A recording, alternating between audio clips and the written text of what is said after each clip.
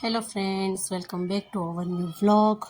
બધાને સવારમાં અમારા તરફથી જય સ્વામિનારાયણ અને ગુડ મોર્નિંગ. તો આજે આટલા બધા વહેલી સવારે અમે ક્યાં જવા નીકળી ગયા છીએ? તો અમે જવા નીકળી ગયા છીએ આજે મહંત સ્વામી મહારાજ લાંબા વિદેશ પ્રવાસ દરમિયાન સુરત પધારી રહ્યા છે. તો અમે આજે જ પધારવાના છે સુરત. તો અમે દર્શન કરવા માટે નીકળી ગયા છીએ અને અત્યારે અમે જઈ રહ્યા છીએ ડુમ્મસ રોડ ઉપર. ત્યાં વ્યવસ્થા કરેલી છે દર્શનની. અને મહંત સ્વામી મહારાજ ડાયરેક્ટ વિદેશથી લેન્ડિંગ થઈ અને દર્શન આપવા આવશે. તો ત્યાં અમે અત્યારે જઈ રહ્યા છીએ ડુમ્મસ રોડ પર. તો તમે આગળ જોઈ શકો છો કે આગળ જે વાહનો દેખાય ને બધા મોટા ભાગના હરિભક્તો છે જે મહંત સ્વામી મહારાજના દર્શન કરવા જઈ રહ્યા છે. તો જો અહીંયા એરપોર્ટ આવી ગયું છે અને અહીંયા એરપોર્ટની સામે જ એકદમ હોલ હતો. અને આ છે કંઈક આ રીતે હોલ, ખૂબ મોટો અને સરસ મજાનો હોલ હતો. લગભગ 10,000 માણસોથી વધારે માણસો હતું બેઠેલું અને બધું જ મંદિરના હોલમાં સમાઈ ગયેલું હતું. અને આ રીતે કંઈક સરસ મજાનું સુંદર ડેકોરેશન પણ હતું અને આ રીતે સરસ મજાનું બધું હતું. અને સામે લખેલું હતું કે અક્ષરધામના શિલ્પી સૂર્યપુરના આંગણે. અને આટલું બધું પબ્લિક 2 કલાક સતત બેસીને થાકી ગયા હતા. તો એ સંતોએ અમને રમત રમાડી. જુઓ તમે.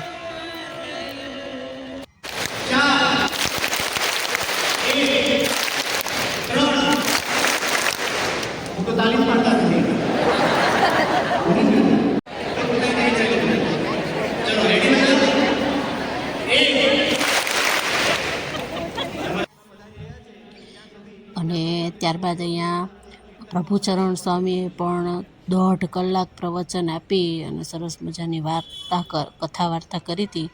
ત્યારબાદ સંતોએ બધા હરિભક્તોએ ઘણાએ ઉપવાસ કરેલા હતા. મહંતજી વ્રત કરેલો હતો, નિર્જળા ઉપવાસ કરેલા હતા. એ બધાના માટે જે વ્યવસ્થા કરવામાં આવી હતી એનું ઇન્સ્ટ્રક્શન આપતા હતા સંતો. અને તમે પબ્લિક જોઈ શકો છો, એટલું બધું પબ્લિક હતું. અને લગભગ 10,000 જેટલું પબ્લિક હતું. ને આ 10,000 હરિભક્તોની 20,000 આંખો સતત બાપાના આગમન માટે રાહ જોઈ રહી હતી.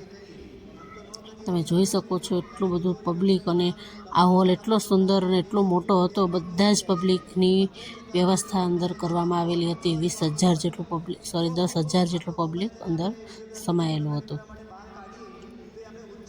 અને આ રીતે કંઈક સરસ મજાની વ્યવસ્થા હતી. આખો એસી હોલ હતો અને આ સરસ મજાની સુંદર વ્યવસ્થા હતી. અને બાપા કેવી રીતે પધારશે, ક્યાંથી કઈ રીતે પધારશે, કેવી રીતે દર્શન કરવા, એની સરસ મજાની સંતો ઇન્સ્ટ્રક્શન આપતા હતા હરિભક્તોને કે કોઈએ ઊભું નહીં થવું, કેવી રીતે દર્શન કરવા. અને જેની રાહ જોઈ રહ્યા હતા, લાંબા સમયની રાહ જોયા પછી પરંતુ જે મહંત સ્વામી મહારાજને આગમન અહીંયા થઈ ગયું છે. ખૂબ લાંબા પ્રવાસ દરમિયાન પછી બાપા અહીંયા ડાયરેક્ટ પધારેલા છે. એમના માટે આપણા માટે ખૂબ સારી વાત કહેવાય. અને હવે દર્શન કરી લો પરંતુ જે મહંત સ્વામી મહારાજ.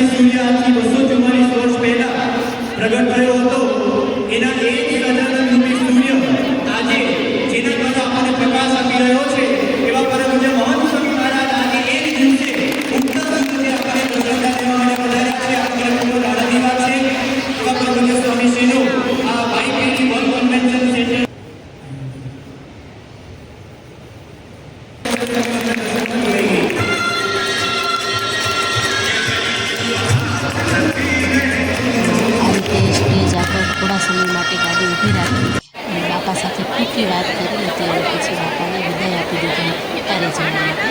તો બાપા નીકળી ગયા હતા ઘરમાં ઉતારે જવા માટે. અહીંયા હરિભક્તો પોતાના ઘરે જવા માટે ઉતાવળ થઈ રહ્યા છે, પણ સ્ટેજ આગળ ઊભી રહી ગાડી ઊભી રહી અને શું ટૂંકી વાત થઈ હતી તો પૂછવામાં આવ્યું હતું કે બાપા તમને કેવું લાગ્યું અહીંયા સુરતમાં આવીને? મન સ્વામી મહારાજ કહે છે કે અમને ખૂબ સારું લાગ્યું અને હવે સુરતમાં આવી અને ખૂબ કથા વાર્તા કરીશું, ભજન કરીશું ને કીર્તન કરીશું ને આનંદથી રહીશું એમ. અને અહીંયા પંથે નાનકડી ક્લિપ લીધેલી છે, એડ કરું છું. અને ત્યારબાદ રામનવમીના દિવસે સભામાં શ્રી હરિ જયંતીની સભામાં બાપા દર્શન આપવા નહોતા આવવાના, પરંતુ બાપાએ નક્કી કર્યું કે મારે સભામાં જવું છે અને અચાનક દર્શનદાન દેવા આવ્યા.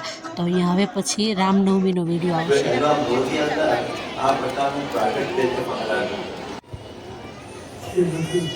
અભિષેકથી એ બધું વાપરવા કલ્યાણ માટે મોક્ષ માટે વાપરવા આવ્યો. તેની માટે